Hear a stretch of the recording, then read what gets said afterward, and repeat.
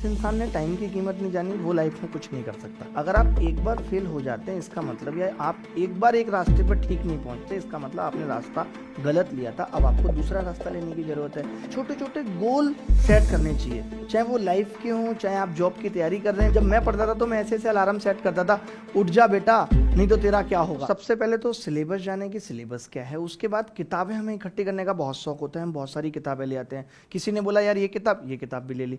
हमें किसी एक टीचर को फॉलो करना चाहिए, ये नहीं कि मैं इस टीचर की भी वीडियो देख रहा हूँ, इस टीचर की भी देख रहा हूँ। तो इससे क्या होता है ना कि हर टीचर का अपना पढ़ाने का तरीका अलग अलग है, तो इससे कंसेप्ट मिसकन्फ्यूजन बहुत होती है कि भाई आप ये तरीके से सवाल कर रहे थे, अब ये तरीके से सवाल कर रहे हैं, तो मतलब बहुत मुश्किल सा हो जाता है। तो मेरा मानना है कि भाई आप किताबें भी बहुत सेलेक्टेड पढ़िए, आपको लगता है, क्योंकि ये आप डिसाइड करेंगे, कोई आपकी स्ट्रेटेजी नहीं बना सकता।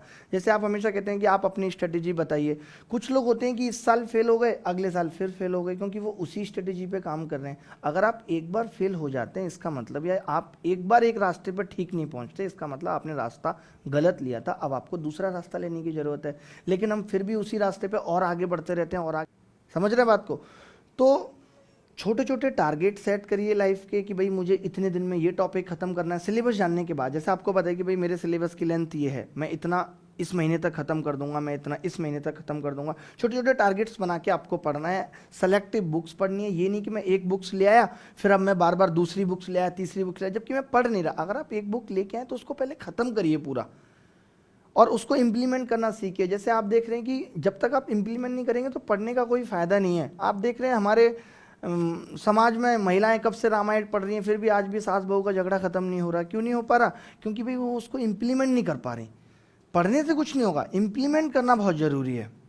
और कुल मिला के बात है कि बी पॉजिटिव, आपको पॉजिटिव रहना है कि भाई सफलता मिलेगी, धैर्य रखना है। धैर्य सबसे जरूरी है। जो लोग होते हैं वो धैर्य होते हैं कि यार मेरे से नहीं हो पाएगा, मेरे से नहीं हो पाएगा। ऐसी कोई चीज़ नहीं है जो नहीं हो सकती। हमेशा एक बात याद रखनी है, मैं हमेशा कहता हूँ कि वक्त बदलता है और फिर बदलेगा, सारा जहाँ अपना होगा। कुछ चीज़ें जो हमें सेल्फ मोटिवेशन के लिए ज़रूरी है, जैसे आपको लगता है कि यार आपके फादर का ये सपना है कि आप गवर्नमेंट जॉब लें, तो आप अपने रूम में लिख के टांग सकते हैं कि यार मुझे पढ़ना है पापा के लिए।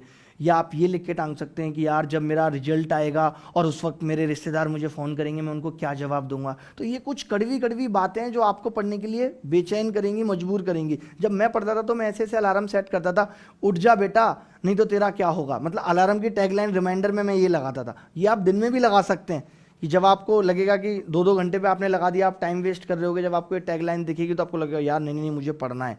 तो कुछ ऐसी बातें जो आपको लगता है कि आपको घाव करती हैं दिल पे, तो उनको आप अपने फ़ोन में लगा सकते हैं। यही सारी चीज़ें जो एक सफल होने के लिए ज़रूरी है।